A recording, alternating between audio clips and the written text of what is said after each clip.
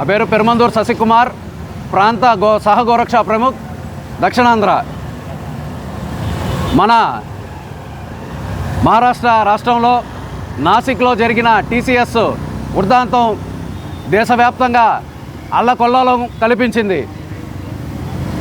ఇటువంటి విషయాలు ఏదో ఒక్క ఆడబడుచు బయటకు వచ్చి చెప్తేనే 180 మంది యొక్క వృద్ధాంతం బయటపడింది. ఈ విషయాలు టీసీఎస్ కంపెనీ వాళ్ళు యాజమాన్యం పట్టించుకోలేదు. అదేవిధంగా ప్రభుత్వాలు ఆ యొక్క యాజమాన్యం కూడా నత్త వైఖరి సాగిస్తుంది. ఈ యొక్క హిందూ యువతుల్ని టార్గెట్ చేస్తూ అది బిలో పవర్టీ అంటే పేదవాళ్ళుగా ఏదో ఉద్యోగాల కోసం పనిచేస్తూ వచ్చిన మైనర్ బాలికల్ని టార్గెట్ చేస్తూ కొన్ని జిహాదీ సంస్థలు ట్రైనింగ్ అయి వచ్చిన ఎవరైతే ఆ చీఫ్ మేనేజర్ అయితే ఉన్నారో, అదేవిధంగా లేడీ ఎవరైతే ఆ హెచ్ఓడి ఉందో, వీళ్ళందరూ కలిసి ఈ వృద్ధాంతం మొత్తానికి ప్లాన్ చేసి దగ్గర 180 మంది ఆడబిడ్డల యొక్క మానాలు చెరిపింది కాకుండా వాళ్ళని హింసిస్తూ మతం మారుస్తూ, అదేవిధంగా కొన్ని యువకుల్ని ఉద్యోగాలకి ఏదో పొట్టకుడి కోసం ఉద్యోగాల కోసం వెళ్తే వాళ్ళని టార్గెట్ చేస్తూ ఇస్లాం తీసుకోండి లేకపోతే మీ ఉద్యోగాలు తీయాల్సి వస్తుంది, అదేవిధంగా వాళ్ళని పార్టీల పేరుతో రిసార్ట్లకు తీసుకెళ్ళి వాళ్ళని చెరిచి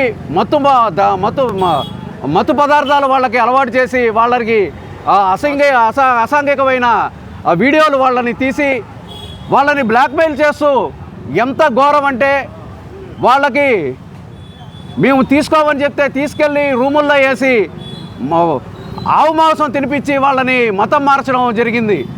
ఇది ఎటువంటి పరిస్థితిలో హిందూ సమాజం ఒప్పుకోదు.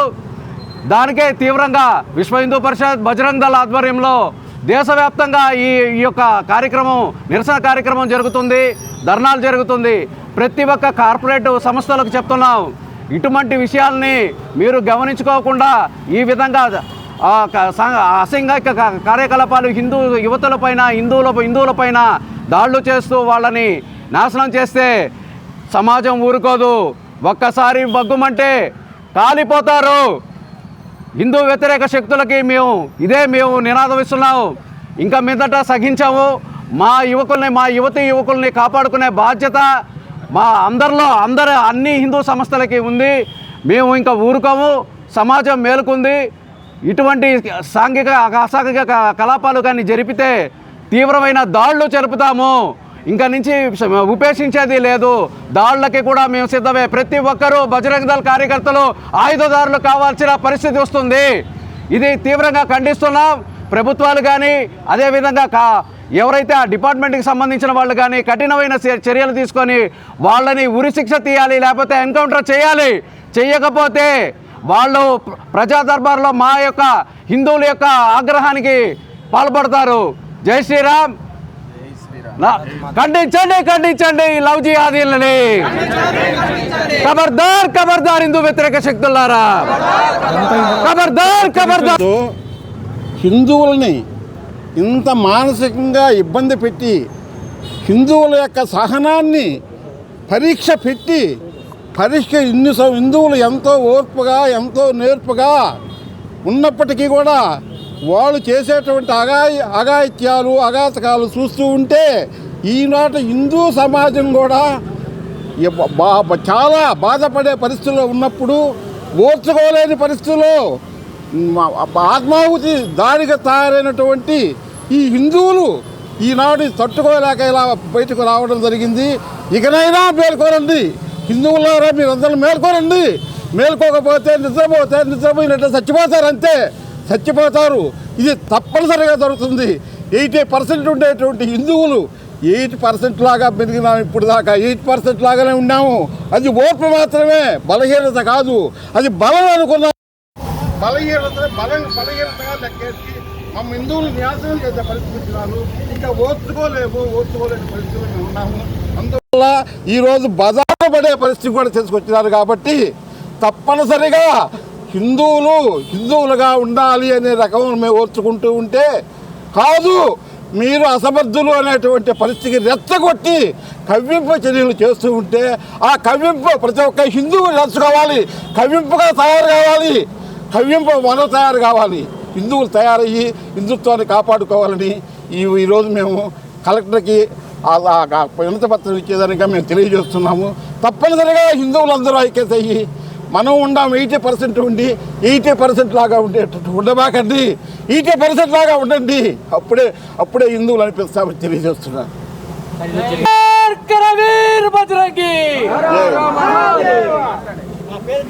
జై శ్రీరామ్. జై. నా పేరు ఏవిఆర్ మోహన్ రావు, విశ్వ హిందూ పరిషత్ నెల్లూరు విభాగ కార్యదర్శి బాధ్యత. మనందరం చూస్తున్నాం ఈ సోషల్ మీడియాలో వచ్చిన వార్తలు, ఏ ప్రముఖ పత్రికల్లో కూడా, ఏ టీవీ న్యూస్ ఛానల్స్లో కూడా రాని విషయం.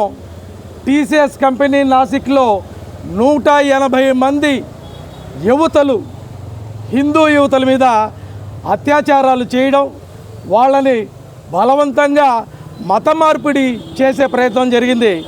ఇంత పెద్ద వార్త ఏ న్యూస్ ఛానల్లో కూడా రాలా, ఏ వార్తాపత్రికలో కూడా రాలా. కేవలం ఈరోజు సోషల్ మీడియా ఉధృతంగా ఉంది కాబట్టి పబ్లిక్లో తెలిసింది. తెలియని ఇంకా ఎంతో ఉంది. ఈరోజు మన ఆడబిడ్డల్ని 4 రూపాయలు సంపాదించి కుటుంబం పరువు ప్రతిష్టలు, కుటుంబ బాధ్యతలో వాళ్ళు భాగస్వాములు అవుతారని, వాళ్ళు చదువుకున్న చదువుకి న్యాయం జరుగుతుందని చెప్పి కార్పొరేట్ సంస్థలైన ఈ సాఫ్ట్వేర్ కంపెనీల్లో ఉద్యోగాలకు వెళ్ళి ఊరు కానీ ఊరు, రాష్ట్రం కానీ రాష్ట్రంలో వాళ్ళు కష్టపడి 4 రూపాయలు సంపాదించుకొని ఇంట్లో ఉన్న వృద్ధ తల్లిదండ్రులకి వాళ్ళకి జీవనోపాధి కల్పిస్తున్న మహిళలను అన్యాయంగా బెదిరించి, అక్రమంగా వాళ్ళని నిర్బంధించి, వాళ్ళని బలవంతం చేసి, ఆ బలవంతం చేసిన వీడియోలని మాధ్యమాల్లో పెడతామని బెదిరించి వాళ్ళని మతం మార్పిడి చేయడం అనేది నీచాతి నీచమైన కార్యక్రమం. నిన్నటిదాకా మన గల్లీలో చూసాం, మన ఊర్లో చూసాం. ఈరోజు కార్పొరేట్ సంస్థల్లో కూడా ఈ విధంగా తయారవడం మనం చూస్తున్నాం. ఇది తెలిసింది మనకు చాలా కొంతే, తెలియాల్సింది చాలా ఉంది. ఈ విధమైన కార్యక్రమాలు జరగకూడదు అంటే ఏం చేయాలి? హిందువుల్లో సంఘటిత రావాలి, హిందువుల ఐక్యత పెరగాలి. ఇటువంటి దాడులు జరిగినప్పుడు హిందువులు మేల్కొని బయటకు వచ్చి దానికి వ్యతిరేకంగా పోరాడినప్పుడే ఇటువంటి కార్యక్రమాలు ఆగతాయని విశ్వ హిందూ పరిషత్ బజరంగ దళ వైపు నుంచి మేము చెప్తున్నాం. జై శ్రీరామ్. జై శ్రీరామ్.